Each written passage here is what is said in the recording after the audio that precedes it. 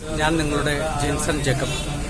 നിമിഷപ്രിയ വിഷയത്തിൽ പല ദിവസങ്ങളായിട്ട് യൂട്യൂബിലും അതുപോലുള്ള സോഷ്യൽ മീഡിയകളിലൊക്കെ വളരെയേറെ വിവാദങ്ങൾ നടന്നുകൊണ്ടിരിക്കുന്ന ഒരു കാലഘട്ടത്തിലാണ് നാം ഇപ്പോൾ ജീവിക്കുന്നത്. യഥാർത്ഥത്തിൽ ഇതൊരു സങ്കല്പം മാത്രമാണ്. എന്നെ സംബന്ധിച്ചിടത്തോളം ഞാൻ ചിന്തിക്കുന്നത് നിമിഷപ്രിയ ഒരുപക്ഷെ ഒരു അറബി കല്യാണത്തിൻ്റെ ഇരയാണെങ്കിലോ, അറബി കല്യാണത്തെക്കുറിച്ച് എന്താണെന്ന് നിങ്ങൾക്ക് ശരിക്കും അറിയത്തില്ലാത്തതുകൊണ്ടാണ് നിങ്ങൾ നിമിഷപ്രിയയെക്കുറിച്ച് ഇങ്ങനെ വിധത്തിൽ ചിന്തിക്കുന്നത്. അറബിക്ക് അവിടെ ചെല്ലുന്ന ഒരു പെണ്ണിനെ താല്പര്യം തോന്നിക്കഴിഞ്ഞാൽ അറബി ആദ്യം അവളോട് വിവാഹാഭ്യർത്ഥന നടത്തുകയാണ് ചെയ്യുന്നത്.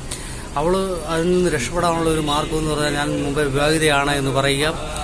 അവർ തെളിവ് ചോദിക്കുമ്പം നാട്ടിലുള്ള ആരെങ്കിലുമൊക്കെ പുരുഷന്മാരുമായി കൂടെ നിൽക്കുന്ന ഫോട്ടോ കാണിച്ചിട്ട് അത് എൻ്റെ ഭർത്താവാണെന്ന് പറഞ്ഞ് പരിചയപ്പെടുത്തുകയാണ് ചെയ്തത്. കാരണം എൻ്റെ ഒരു കൂടെ പഠിച്ച ഒരു സുഹൃത്ത് ഇങ്ങനെ കുവൈറ്റിൽ വർക്ക് ചെയ്ത കാലഘട്ടത്തിൽ അവർക്ക് ഇങ്ങനെ ഒരു അനുഭവം ഉണ്ടായി. അവളുടെ അനുഭവത്തിൽ നിന്നാണ് ഇത് ഞാൻ ഈ വീഡിയോ ചെയ്യാൻ എന്നെ പ്രേരിപ്പിക്കുന്നത്.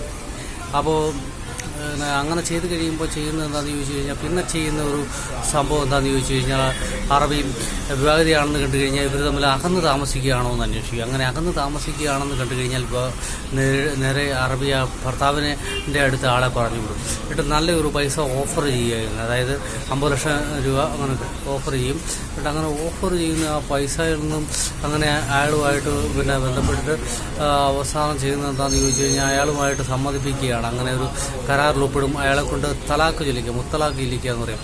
അങ്ങനെ മുത്തലാക്ക് ചെല്ലിച്ച് അവരുടെ നിയമപരമായിട്ട് തന്നെ അവരുടെ മതപരമായിട്ട് തന്നെ ബന്ധം വേർപെടുത്തിയെടുക്കും. അതിനുശേഷം ഈ പെൺകുട്ടിയുടെ വീട്ടുകാരുമായിട്ട് ബന്ധപ്പെടും. പെൺകുട്ടിയുടെ വീട്ടുകാരുമായിട്ട് ബന്ധപ്പെട്ടിട്ട് നല്ല ഒരു മഹർ എൻ്റെ അപ്പനും അതുപോലെ കുടുംബത്തിനും ആഹ്വാനം ചെയ്യും. അപ്പോൾ അത് ഇന്ത്യൻ മണിയായിട്ട് വരുമ്പോൾ കോടികൾ വരുന്ന തുകയാണ് അങ്ങനെ ചെയ്യുന്നത്.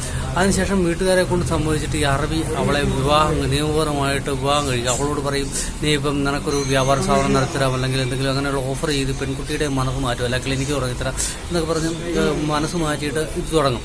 ഈ അറബി അത് കഴിഞ്ഞിട്ട് ഒരു 2-3 മാസം അവൻ്റെ താല്പര്യം തീർന്നെന്ന് പറയും, പെൺകുട്ടി ഉപയോഗിക്കും. അത് കഴിഞ്ഞതിന് ശേഷം പിന്നെ അവൻ്റെ താല്പര്യം അവസാനിച്ച് കഴിഞ്ഞ് കഴിഞ്ഞാൽ ഇവളെ പിന്നെ ഒന്നും മൈൻഡ് ചെയ്യുക നോക്കുക ഒന്നും ചെയ്യാറില്ല.